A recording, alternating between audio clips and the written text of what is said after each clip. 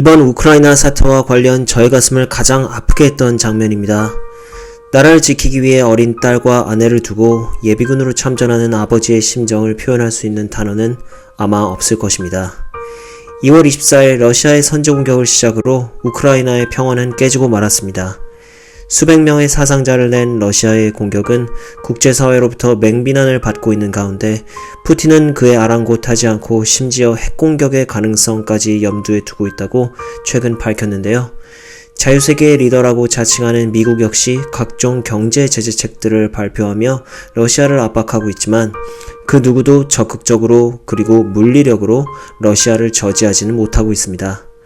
사실 우크라이나의 사태는 우리와 주변국들에게 약육강식의 논리에 지배되는 피도 눈물도 없는 국가와 국가 간의 관계는 자신들 말고는 누구도 믿을 수 없다는 것을 아주 잘 상기시켜주고 있습니다. 30여 년 전 소련으로부터 독립한 세계 속의 우크라이나의 군사적 위치는 지금과는 사뭇 달랐습니다.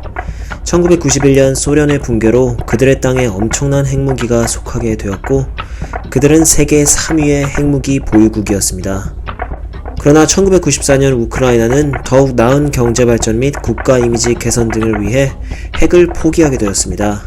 이것이 바로 부다페스트 조약입니다. 핵무기를 포기한 대신 우크라이나는 미국, 영국, 그리고 러시아로부터 안전을 약속받았습니다. 당시 우크라이나가 향후 그들이 겪게 될 순환을 예상했을 것이라고 예측한 것은 쉬운 일이 아닙니다. 그들도 바보가 아닌 이상 아무런 법적 효력이 없는 위 조약이 그들의 안전을 보장하지 못한다는 것쯤은 알았을 것입니다. 그래도 우크라이나는 적어도 미국과 영국만큼은 그들의 정상이 직접 와서 조약에 서명을 했던 만큼 그들이 최소한의 도의적 책임을 지고 나아가서 나토에 가입을 허가함으로써 더욱 나은 안전을 확보할 수 있었을 것이라고 희망했다고 추측할 수 있습니다. 물론 그 기대마저도 큰 의미가 없는 것으로 증명이 되고 있는 현실을 마주하고 있지만 말입니다. 지금 많은 우크라이나인들로부터 그들의 세계 3위의 핵 강국의 지위를 그저 한 장의 아무 의미 없는 종이 쪼가리와 바꿔버렸다는 자조가 나오고 있는 것도 충분히 이해가 가는 바입니다. 지난 2018년 트럼프 미국 전 대통령과 북한의 김정은 국무위원장은 비핵화에 대해서 논했습니다. 당시 김정은이 정말 비핵화 의지가 있었는지에 대해서는 논란의 여지가 있긴 하지만 현재 우크라이나의 사태를 분명히 지켜보고 있을 그의 생각은 과연 어떨지 쉽게 짐작이 가는 바입니다.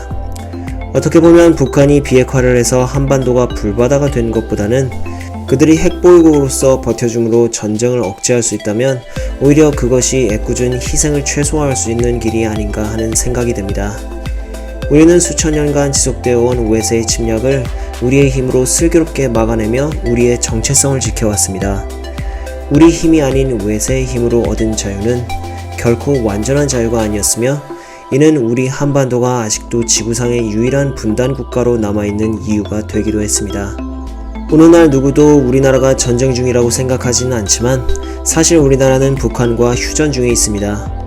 그리고 우리나라의 지정학적 상황은 우크라이나의 그것과 비교했을 때 복잡하면 복잡했지 결코 간단하지 않습니다. 힘과 군사력이 없이는 제 목소리를 낼 수 없는 냉엄한 국제사회에서 우리가 하루빨리 군을 선진 및 첨단화하고 가능하다면 핵무장을 통해 세계의 군사 초강대국으로 나아가야 하는 이유입니다. 핵을 확보하는 것이 쉽지는 않겠지만 자체 개발을 하든 미국으로부터 받아오든 통일을 해서 북한의 것을 흡수하든 닥친 대로 강해져야 하는 때입니다. 그래야 굳이 누구를 공격하거나 때리지 않더라도 싸우지 않고 이김으로써 우리도 이렇게 어린 자녀와 아내를 남겨놓고 적을 맞아 밖으로 나갈 수밖에 없는 너무나 가슴이 아픈 예비군 아버지 및 남편의 아픔을 겪지 않을 수 있지 않을까요? 우크라이나가 부디 이 위기를 잘 이겨나가기를 바랍니다.